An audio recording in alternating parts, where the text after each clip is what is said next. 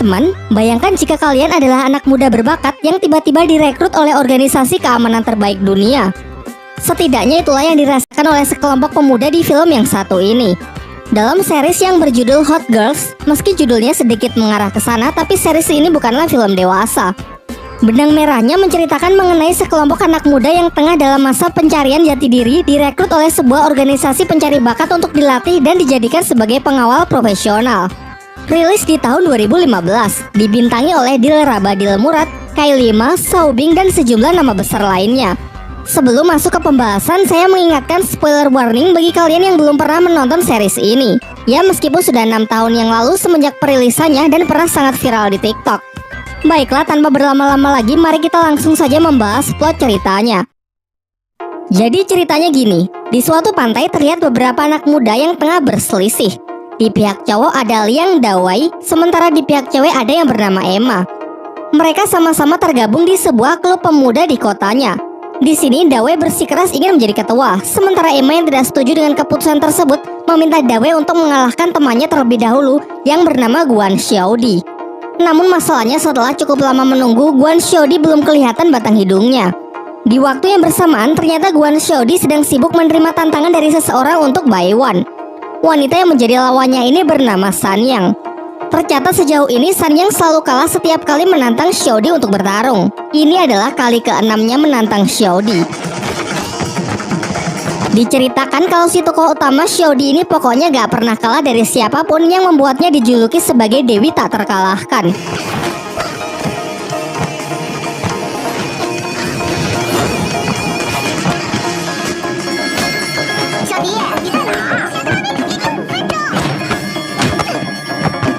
Tetapi sebelum ada yang menang, pertarungan mereka terhenti karena Xiaodi ingat kalau ia masih punya janji dengan teman-temannya.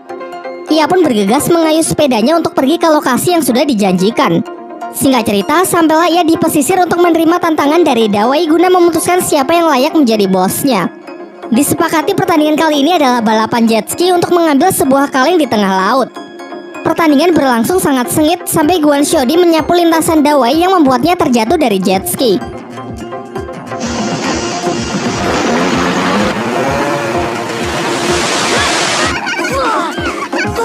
Dengan ini, Liang Dawei gagal menjadi ketua dan julukan Guan Xiaodi sebagai Dewi tak terkalahkan pun masih tak terbantahkan.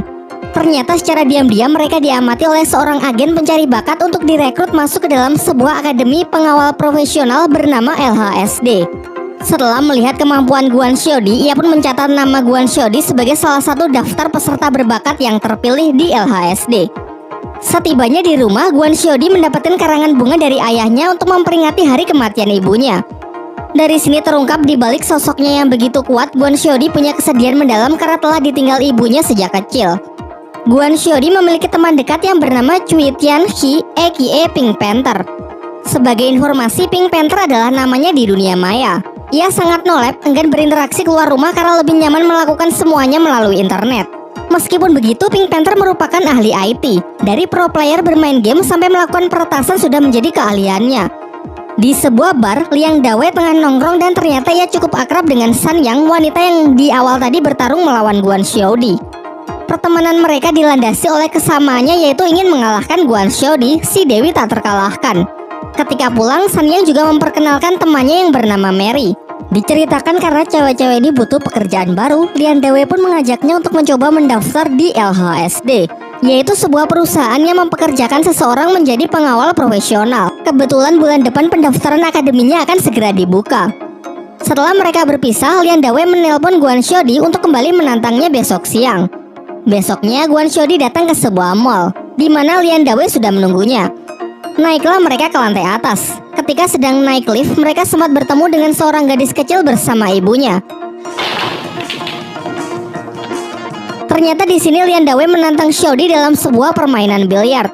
Di luar dugaannya, ternyata Xiaodi juga sangat jago dalam permainan tersebut. Setelah cukup bosan bermain karena sulit menentukan pemenangnya, mereka pun mengakhiri pertandingan tersebut. Setelah keluar dari lift, Dawei melihat kalau gadis kecil yang ia lihat sebelumnya saat ini bersama abang-abang yang misterius. Ia lalu mengajak Guan Xiaodi untuk melakukan pengejaran karena yakin ini pasti adalah tindak penculikan. Tanpa mereka sadari, dari belakang mereka juga diikuti oleh bapak-bapak berjas rapi. Dalam pengejaran mereka, Dawei berusaha menghentikan mobil si penculik yang membuat si penculik kehilangan fokus dan akhirnya mobilnya mengalami kecelakaan. Keadaan semakin diperparah dengan tangki bensin bocor yang memicu kobaran api. Guan Xiaodi mencoba masuk dan berhasil menyelamatkan si gadis kecil. Tetapi saat akan keluar kakinya malah tersangkut. Sementara Lian Dawei yang ingin menolongnya ragu dan takut karena kobaran api yang membara begitu besar. Beruntung bapak-bapak berjas yang sebelumnya mengikuti mereka langsung menghandle insiden tersebut dan berhasil mengeluarkan Guan Xiaodi sebelum mobil tersebut meledak. Dari sini terungkap bahwa ternyata bapak-bapak ini adalah ayah dari Lian Dawei yang juga merupakan founder di perusahaannya yakni LHSD. Sementara itu di tempat lain terlihat ayah Guan Xiaodi sedang berbicara dengan seorang dokter yang memvonisnya mengalami tumor otak yang sudah cukup parah sehingga segera perlu dioperasi. Namun ayah Xiaodi nampak masih ragu karena keberhasilan dari operasi tersebut hanyalah 5% dan jika sampai gagal maka ia bisa meninggal. Di malam harinya ketika sudah berada di rumah, sang ayah memasakkan berbagai macam hidangan lezat kepada Guan Xiaodi dengan memasang wajah gembira. Tentunya ia tak ingin putri kesayangannya tahu mengenai penyakit yang ia derita karena menurutnya bisa membuat Guan Xiaodi akan sangat sedih. Terlebih lagi ia sudah kehilangan sosok sang ibu sejak kecil. Setelah memberikan wejangan ala bapak-bapak, dilanjutkan dengan latihan fisik yang menjadi hobi favoritnya. Scene beralih di sebuah bar memperlihatkan Emma dan beberapa teman Guan Xiaodi lainnya yang tengah menggoda seorang laki-laki bernama Juliang yang diceritakan menyukai Xiaodi namun menutup-nutupinya. Beberapa saat kemudian Guan Xiaodi datang dengan pakaian uniknya dan bergabung dengan mereka. Di sini Guan Xiaodi paling banyak minum untuk sejenak menghilangkan kesedihannya mengenai hari kematian ibunya yang meninggal sewaktu ia masih berusia 3 tahun. Di tengah percakapan mereka, masing-masing dari mereka mendapatkan SMS misterius dari nomor yang tak dikenal yang menyatakan sebuah tantangan besok untuk menguji kemampuan individu mereka. Di waktu yang bersamaan, Sang Yang dan Mary juga mendapatkan pesan yang sama mengenai tantangan yang akan segera dimulai. Begitu pula Lian Dawei, namun ia adalah satu-satunya orang terpilih yang menyadari kalau ini adalah ujian perekrutan peserta camp pelatihan di LHSD. Kembali ke bar tempat Guan Xiaodi, secara tak sengaja ia melihat seorang pria yang diam-diam memberikan obat ke minuman pacarnya. Ia pun sangat geram menyaksikan aksi pria mesum tersebut sehingga terjadilah perkelahian.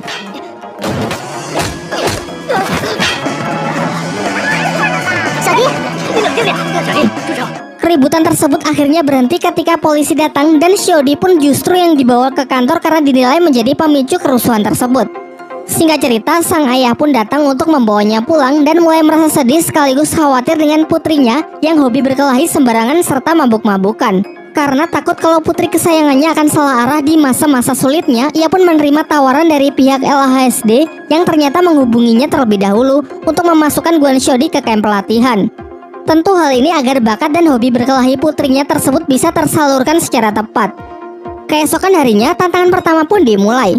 Pelatih LHSD yang bernama Liusa menguji mereka semua secara individu sesuai kemampuan terbaik di bidang mereka masing-masing. Yang pertama adalah Emma, pemilik hobi panjat tebing dan pemegang rekor nomor 1 di cabang olahraga tersebut. Pada sebuah medan di depannya, Emma mengatakan bisa menyelesaikannya dalam waktu 3 menit. Namun Liusa ingin mematahkan rekor tersebut dengan menunjukkan kemampuannya menaklukkan medan tersebut hanya dalam waktu kurang dari 1 menit. Selanjutnya teman Guan Xiaodi yang bernama Xiaowu juga menerima tantangan dari Liusa juga dapat dikalahkan dengan sangat mudah dalam sebuah balapan skateboard.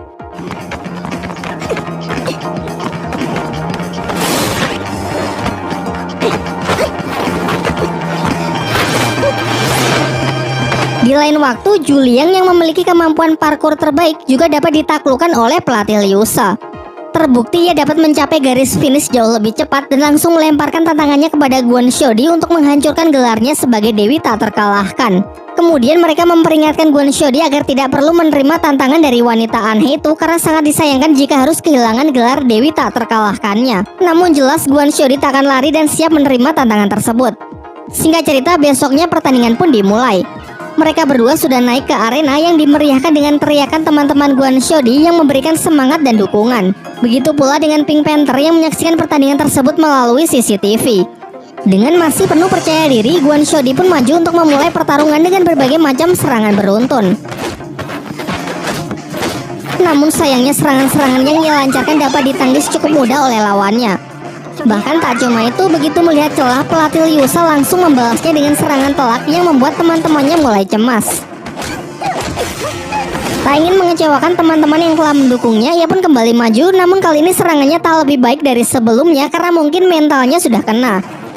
pukulan yang terkesan terburu-buru tak mengarah secara efektif sehingga pola serangan dari Guan Xiaodi dapat di-counter dengan gampangnya. Sampai akhirnya meskipun sudah mengerahkan seluruh tenaganya, pertarungan pun tetap dimenangkan oleh pelatih Liu Sha. Setelah pertarungan usai, Pink Panther yang penasaran dengan monster yang telah mengalahkan Guan Xiaodi mencoba mencarinya di internet, namun ia tak menemukan apapun.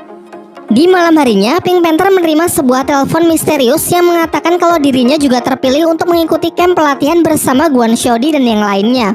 Singkat cerita, setelah sekian purnama, akhirnya Pink Panther pun keluar dari rumah untuk datang menemui Guan Xiaodi dan menceritakan mengenai organisasi LHSD yang ingin merekrutnya dalam camp pelatihan. Lalu Guan Xiaodi memberitahukan mengenai kertas aneh yang ia dapat dari pelatih Liu Sha setelah ia dikalahkan. Keesokan harinya, Lian Dawei menemui Guan Xiaodi. Bukan untuk mengejek Xiaodi yang tengah down karena telah kehilangan gelar Dewi tak terkalahkannya, namun sebenarnya Dawei memiliki niat baik untuk mengembalikan semangat dari rivalnya tersebut. Ia pun mengajaknya bertanding dengan menarik kertas di bawah botol tanpa mengangkat dan menjatuhkan botolnya. Dengan sedikit trik memanfaatkan getaran meja, Dawei pun akhirnya bisa mengalahkan Guan Xiaodi dalam pertandingan kecil tersebut. Tetapi poinnya adalah bahwa kalah dan menang adalah hal yang biasa dalam sebuah pertandingan. Tidak perlu terlalu dipikirkan karena lagi pula Xiaodi masih punya banyak kesempatan untuk bisa membalas kekalahannya dari pelatih Liu Sha. Di malam harinya, Guan Xiaodi dan teman-temannya berkumpul untuk membicarakan mengenai wanita yang telah mengalahkannya. Ia mulai berpikir kalau kertas yang diberikan oleh pelatih Liu Sha kepada mereka adalah sebuah kode rahasia yang bisa membawa mereka kembali menemuinya. Mulailah mereka berdiskusi untuk memecahkan kode tersebut.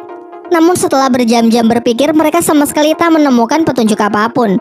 Sampai ketika Juliang memesan berbagai macam makanan secara online, Xiaodi mulai kepikiran kalau mungkin huruf-huruf tersebut adalah semacam alamat website.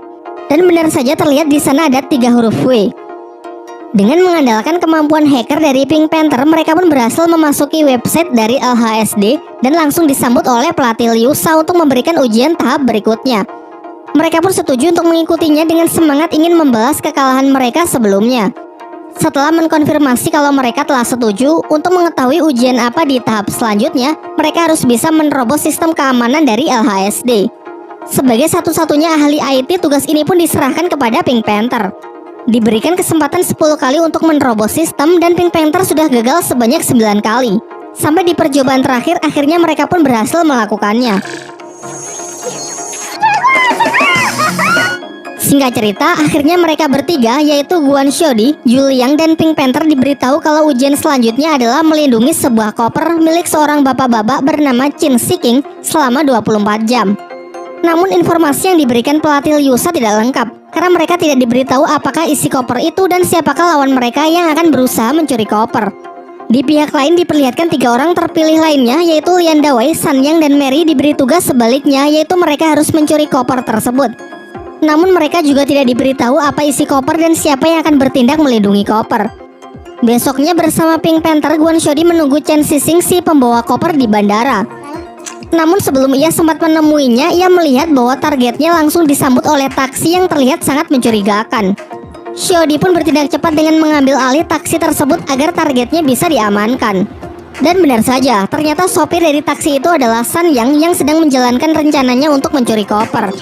Karena merasa kesal rencananya telah rusak, San Yang pun menurunkan Guan Xiaodi dan mulai menjalankan rencana B. Sementara itu, target yang telah sampai di hotel langsung disambut dan diantarkan ke kamarnya oleh Dawei yang sedang menyamar sebagai resepsionis. Di saat memasuki lift, Pink Panther menyela di tengah-tengah mereka dengan penyamarannya sebagai pengunjung hotel yang menginap di kamar tepat di sebelah kamar dari target. Meskipun sejauh ini Lian Dawei dan Pink Panther belum pernah mengenal satu sama lain, tapi mereka langsung menyadari kalau mereka kini tengah bersaing. Setelah berpisah di lorong kamar, Pink Panther dengan device canggihnya meretas CCTV hotel agar bisa selalu memantau pergerakan dari targetnya. Tak lama setelah itu datanglah Guan Xiaodi bersama Juliang. Dari layar monitor mereka lalu melihat targetnya mulai bergerak meninggalkan kamarnya. Juliang pun dan Guan Xiaodi kemudian bergegas untuk mengikutinya. Sedangkan Pink Panther memanfaatkan kesempatan ini untuk menggeledah seisi kamar untuk mengamankan kopernya.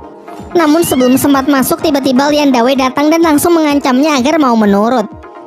Setelah Lian Dawei meninggalkannya, ia kemudian menemui target di bar hotel untuk mengajaknya mengobrol. Tetapi sebenarnya ia berniat untuk mengambil ID card kamar hotel miliknya. Saat Pink Panther tengah melancarkan aksinya, tiba-tiba Mary datang dan langsung merebut ID card tersebut. Setelah mendapatkan ID card kamar hotel, Mary sempat mengobrol sejenak dengan target untuk menghindari kecurigaan. Dirasa sudah aman, barulah ia kemudian bergegas pergi untuk mengambil koper. Akan tetapi sebelum sempat masuk, Gwon Seo-di yang menyamar sebagai pelayan hotel datang mempergokinya. Terjadilah aksi kejar-kejaran untuk memperebutkan ID card tersebut.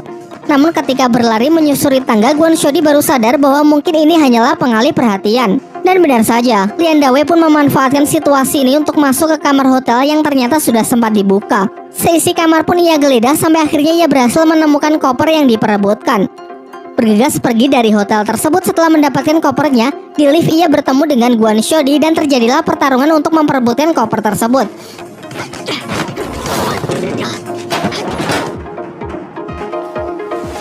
Namun lagi-lagi ini hanyalah pengalih perhatian karena ternyata kopernya tadi sudah sempat Dawei berikan kepada Sanyang. Dengan ini maka tim Lian Dawei lah yang sukses mendapatkan koper tersebut.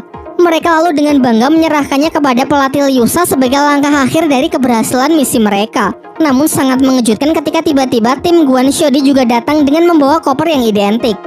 Untuk membuktikan mana koper yang asli, koper Dawei pun dibuka, ternyata isinya kosong. Kita lalu diperlihatkan scene flashback ketika Pink Panther hendak mencuri ID card kamar hotel. Sebenarnya ia sudah menyalin semua data yang diperlukan menggunakan jam tangan canggih sebelum Mary sempat merebutnya. Lalu bersama Gwon Seo-di, ia mendahului Mary pergi ke kamar target dan menukarkan koper yang asli dengan yang palsu. Akan tetapi ekspresinya langsung berubah ketika koper tim Gwon Seo-di dibuka, isinya juga kosong. Tak lama setelah itu datanglah target dengan membawa koper yang asli.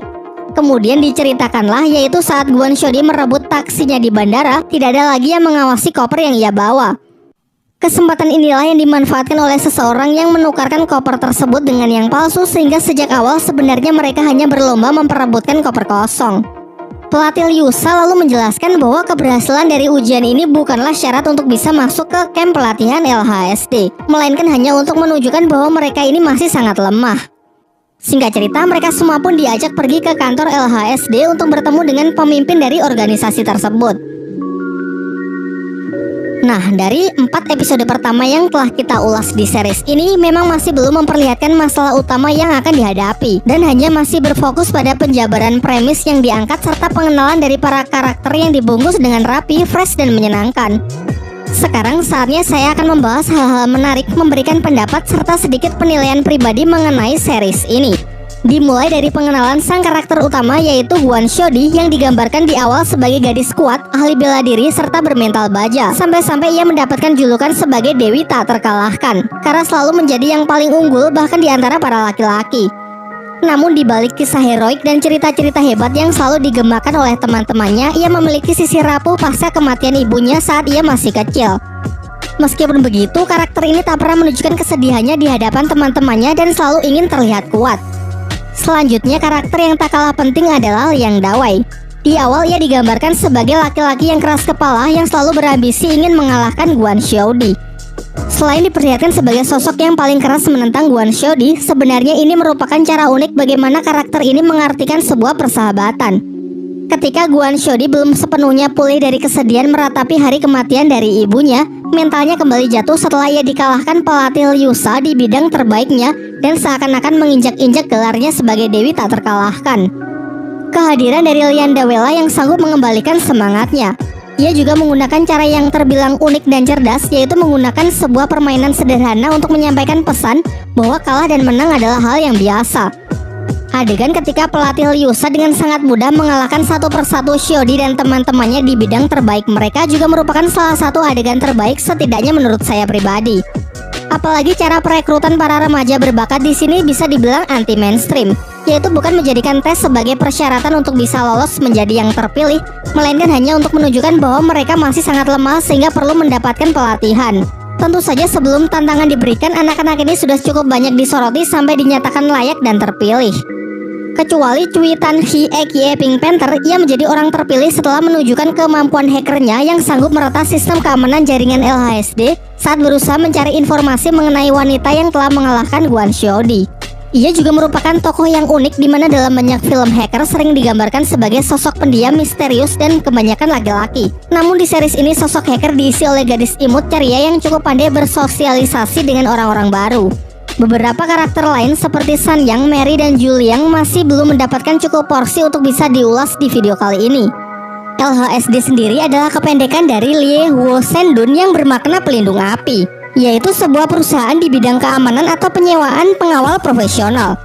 Meskipun nama tersebut fiktif, faktanya eksistensi dari perusahaan serupa memang benar-benar ada di kehidupan nyata.